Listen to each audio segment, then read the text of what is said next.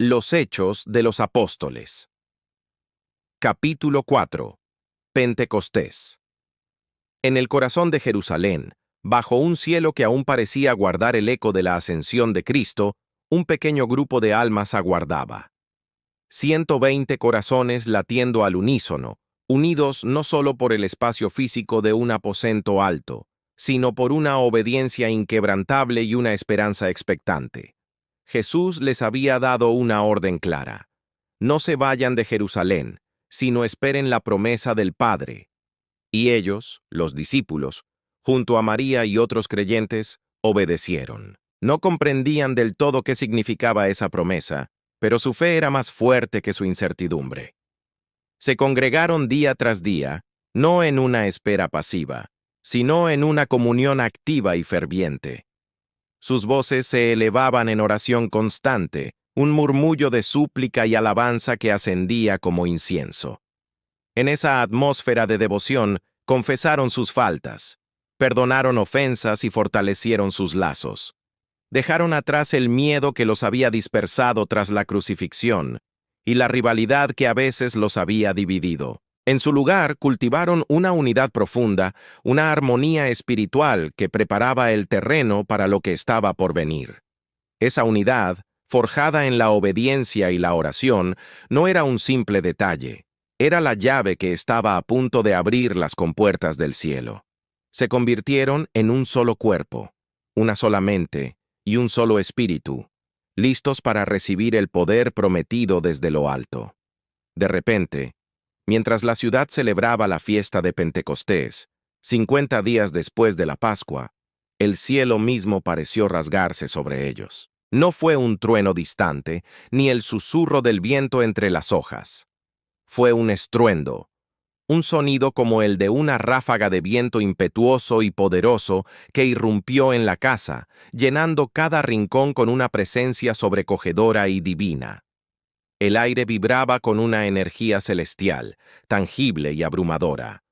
Los discípulos, asombrados, alzaron la vista, y entonces lo vieron. Sobre la cabeza de cada uno de ellos, danzando como llamas vivas, aparecieron lenguas de fuego. No era un fuego que quemara o consumiera, sino un fuego que purificaba e iluminaba. Se repartieron, y una llama se posó delicadamente sobre cada creyente, hombre y mujer por igual.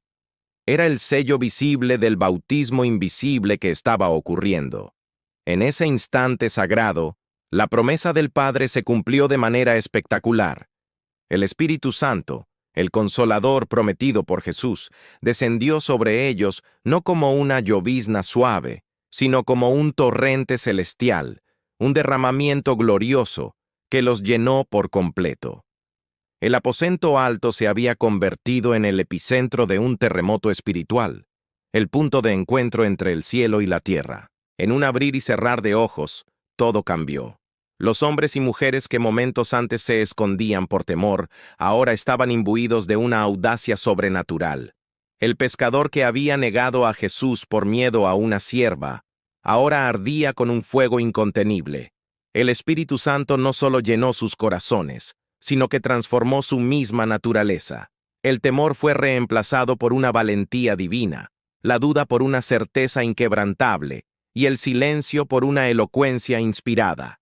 Ya no eran los seguidores tímidos que se habían dispersado en la oscuridad del Gólgota. Eran heraldos, testigos revestidos de poder de lo alto, listos para enfrentar al mundo entero con el mensaje de la resurrección. Sus rostros, antes marcados por la aflicción y la confusión, ahora resplandecían con una luz celestial. Sus voces, antes temblorosas, ahora estaban preparadas para proclamar con autoridad las verdades eternas. Esta transformación no fue el resultado de un entrenamiento humano o de un coraje personal, sino la obra milagrosa y directa del Espíritu Santo. Habían sido equipados para una misión que superaba con creces sus capacidades naturales, convirtiéndose en instrumentos afinados en las manos del Maestro. El primer fruto de esta llenura divina se manifestó de una manera asombrosa y desconcertante. Aquellos galileos sencillos, hombres y mujeres sin gran educación formal, comenzaron a hablar. pero no hablaban en su arameo natal. De sus labios brotaban palabras en idiomas que nunca habían aprendido, lenguas de naciones lejanas y exóticas, partos, medos, elamitas, habitantes de Mesopotamia, de Judea y de Capadocia, del Ponto y de Asia, de Frigia y de Panfilia, de Egipto y de las regiones de Libia.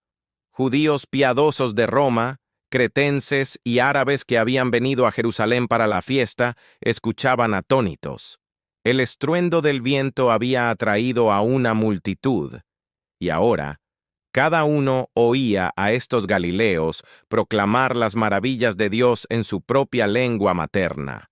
No era un balbuceo confuso, sino una comunicación clara y poderosa. El milagro de las lenguas no fue un espectáculo sin propósito, fue un acto deliberado de amor y alcance divino. En un solo instante, Dios derribó la barrera de la confusión de Babel. Donde antes hubo división, ahora había comunicación. El Evangelio estaba destinado a todas las naciones, y en su primer día, el Espíritu Santo demostró que su mensaje trasciende toda cultura, raza e idioma, uniendo a la humanidad bajo la proclamación universal de la salvación en Cristo.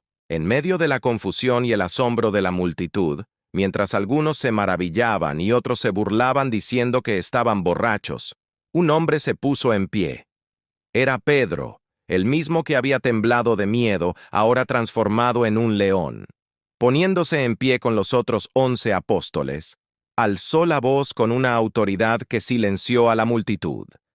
«Varones de Judea y todos los que habitáis en Jerusalén», comenzó, su voz resonando con el poder del Espíritu. Lleno del fuego divino, Pedro no predicó sus propias ideas, sino que proclamó con audacia y claridad la vida, muerte y resurrección de Jesucristo. Explicó que lo que estaban presenciando no era el efecto del vino, sino el cumplimiento directo de una antigua profecía.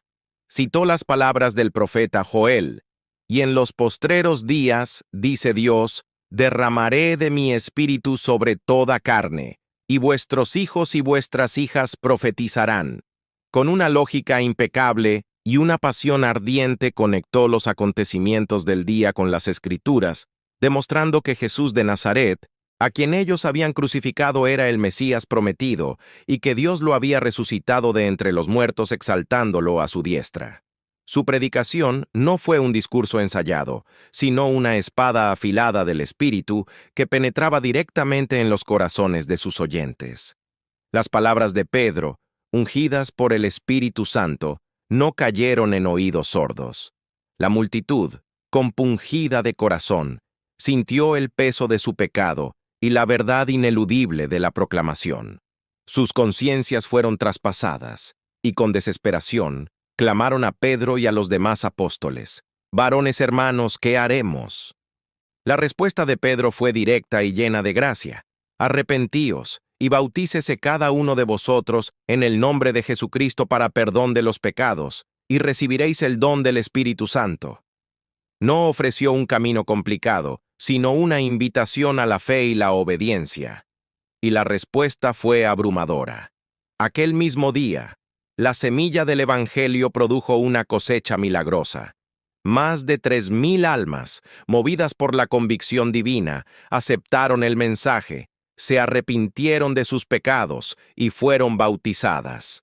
3,000 personas que habían llegado a Jerusalén para una fiesta judía encontraron al Mesías resucitado y se unieron a la nueva comunidad de fe. Fue un acto de conversión masiva sin precedentes, el primer gran avance del Evangelio que marcó el comienzo de una expansión imparable del cristianismo, una ola de gracia que comenzaría en Jerusalén y no se detendría. Con esta cosecha de almas, algo nuevo y vibrante nació en la tierra: la Iglesia. No un edificio de piedra y mortero, sino una comunidad viva de creyentes, un organismo espiritual unido por el Espíritu Santo. Aquellos primeros conversos no se dispersaron. La Escritura dice que perseveraban en la doctrina de los apóstoles, en la comunión unos con otros, en el partimiento del pan y en las oraciones. Se estableció una familia espiritual con un propósito claro e inquebrantable, una misión que resonaría a través de los siglos.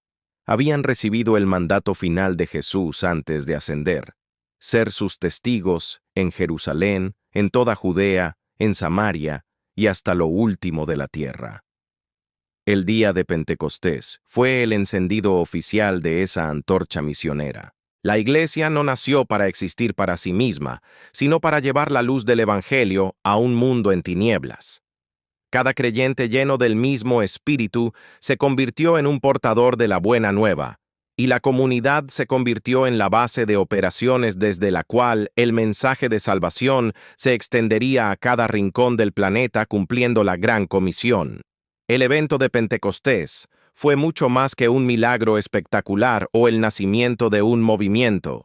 Fue una confirmación celestial, un sello divino que validaba todo lo que Jesús había dicho y hecho. El derramamiento del Espíritu Santo fue la prueba irrefutable de que Cristo, tras su ascensión, no había desaparecido en el olvido, sino que había sido recibido en gloria.